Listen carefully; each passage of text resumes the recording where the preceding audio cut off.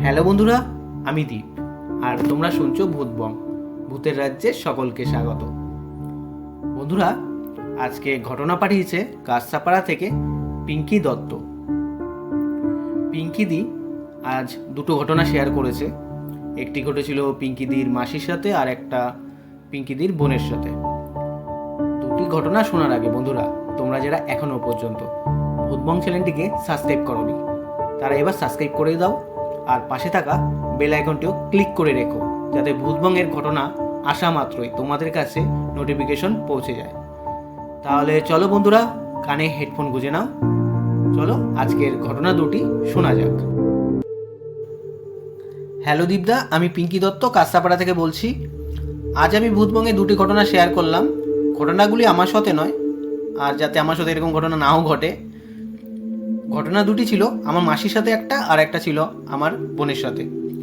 ঘটনা দুটি শেয়ার করলাম, যদি ভূতবংয়ে পড়ে শোনাও তাহলে খুবই খুশি হব। প্রথম ঘটনাটি 20-21 বছর আগে আমার মাসির সাথে ঘটে। যারা কাঁসাপাড়ায় থাকো তারা চিনবে যে কাঁসাপাড়া ইন্ডিয়ান গার্লস যে স্কুলটা, ওই এরিয়াতে রেলের কোয়ার্টারগুলো আছে। আমার মাসির বাড়ি ওইখানেই। 20-21 বছর আগে সেই জায়গাটা তেমন জনবহুলও ছিল না, অন্ধকারচ্ছন্ন, একদম ফাঁকা। রাত 9টার পর তো এখান দিয়ে তেমন একটা লোক চলাফেরাও করতো না। আমার মাসির বাড়ি থেকে 5-10 মিনিটের পথ হবে। মাসি সেখানে টিউশন পড়াতে যেত। টিউশন পড়িয়ে বাড়ি ফিরতে ফিরতে ওই রাত 8টা, 8:30 এরকম বাজতো প্রতিদিন। মাসির সাথে যখন এই ঘটনাটা ঘটে তখন ছিল বৈশাখ মাস। আর বৈশাখ মাসে তখন সবাই জানো যে বিকেলের থেকেই আবহাওয়া খারাপ হয়ে যেত, একদম মেঘলা হয়ে যেত, ঝড়, কালবৈশাখী ঝড় শুরু হতো। তো একদিন মাসি টিউশন পড়াচ্ছে, ওই 7টা, 7:30 এরকম বাজে। এরকম ওয়েদার খারাপ হয়ে হালকা ঝড় ছেড়েছে, জোরে তখনও ছাড়িনি। তো মাসি তাড়াতাড়ি পড়া ছুটি দিয়ে বাড়ি ফিরছে। বাড়ি পৌঁছাতে আর 2-3 মিনিটের রাস্তা আছে। হালকা ঝড় ছেড়েছে, সেই সময় আশেপাশে কোনো লোকও নেই, পুরো ফাঁকা রাস্তা, অন্ধকার। মাসি দেখে মাসির আগে আগে একটা বাচ্চা, বয়স কত হবে, 4-5, যা হাইট দেখে যা মনে হয়েছে 4-5 এরকম হবে, আগে আগে হাঁটছে।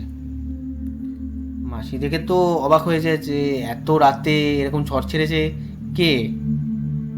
মাসি ডাক দেয় বাচ্চাটাকে যে এ তুই কে, কোথা থেকে এসছিস? মাসি 2-3 বার ডাকে, বাচ্চাটা কোনো উত্তর দেয় না। মাসি চিন্তা করে আর মাসির রাগও হয় যে এত ছোট বাচ্চাকে বাবা মা কীভাবে ছেড়েছে এই রাতে আর ঝড় বৃষ্টির মধ্যে। এই ভাবতে ভাবতে হঠাৎ বাচ্চাটা মাসির দিকে ঘোরে। আর যখন ঘোরে মাসি যা দেখে তা দেখে মাসি নিজের চোখকে বিশ্বাস করতে পারছে না। মাসি দেখে বাচ্চাটার মুখটা পুরো পোড়া, মানে কিছু নেই, চোখ মুখ কিছু দেখা যাচ্ছে না, চোখগুলো বুকের মধ্যে জল জল করছে। মানে এইসব, মানে যে দৃশ্যটা দেখেছে মাসি, এগুলো পুরো কাল্পনিক, মানে বাচ্চাদের যে কার্টুনগুলো হয় ওইগুলোতে দেখায়। যে অরিজিনাল দেখছে মাসি তখন ভেবে চিনতে পারছে না যেটা আমি কি দেখছি, আমার সাথে কি হচ্ছে।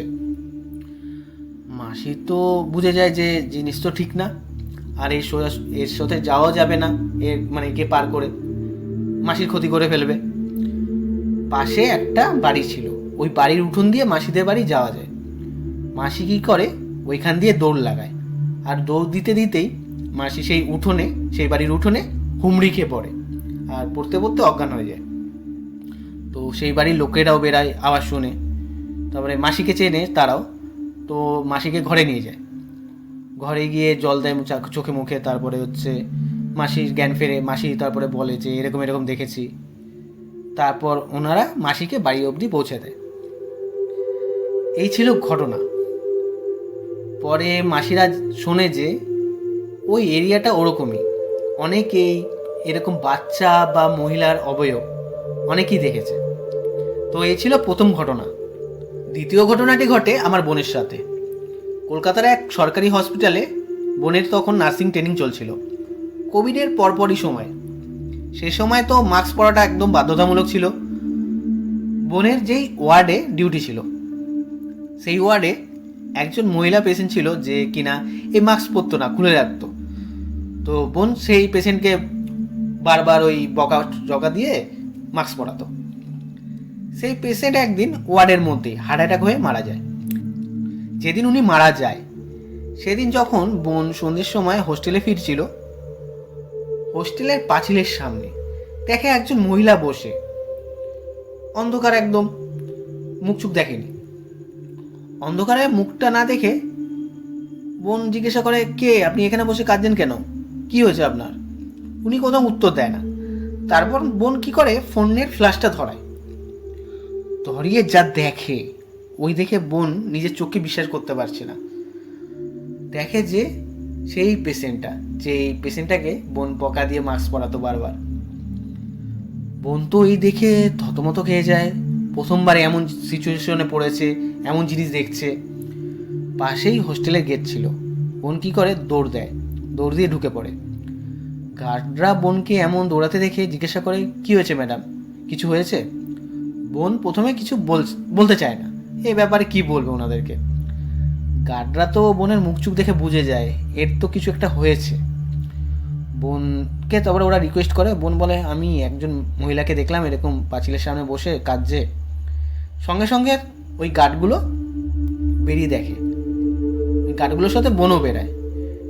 বেরিয়ে দেখে কেউ নেই, পুরো ফাঁকা, মানে পুরো লম্বা রাস্তাটা পুরো ফাঁকা।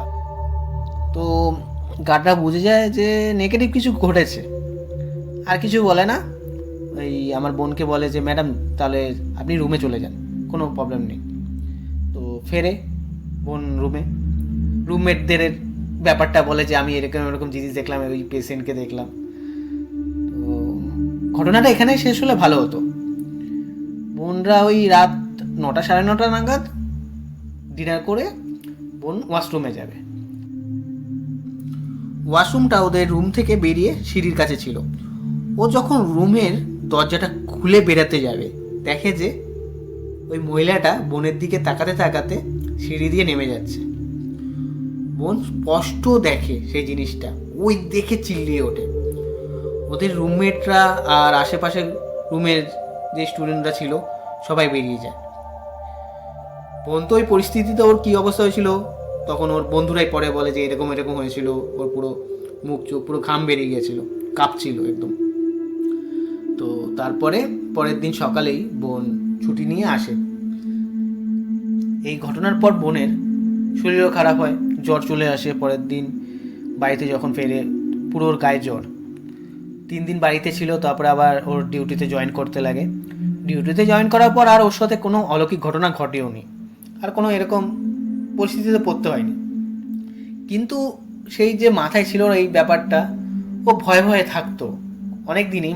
ও নিজেই বলেছে যে আমার মনে হয় যে কোনো ছায়া আমার পাশ দিয়ে বেরিয়ে গেল, কিন্তু কখনো মানে স্পষ্ট আগে যে মানে যেদিন দেখেছিল যেমন স্পষ্ট দেখেছিল ওরকম স্পষ্ট আর কখনো দেখেনি। তো এই ছিল ঘটনা। দীপদা, তাহলে এই দুটো ঘটনা যদি ভূতবঙ্গে পড়ে শোনাও তাহলে অবশ্যই খুব খুশি হব। তাহলে বন্ধুরা, আজকের এই দুটো ঘটনা কেমন লাগলো আর কোন ঘটনাটা বেশি ভয়ের লাগলো কমেন্ট করে জানিও আর লাইক করে দিও। আর বন্ধুরা, তোমরাও যদি ভূতবঙ্গের ঘটনা পাঠাতে চাও তাহলে আমাদের ভূতবঙ্গের ইমেল আইডি bhutbong@gmail.com তোমরা তোমাদের ঘটনা পাঠিয়ে দিও। তাহলে চলো বন্ধুরা, আজকের জন্য এইটুকুই। Tata, by.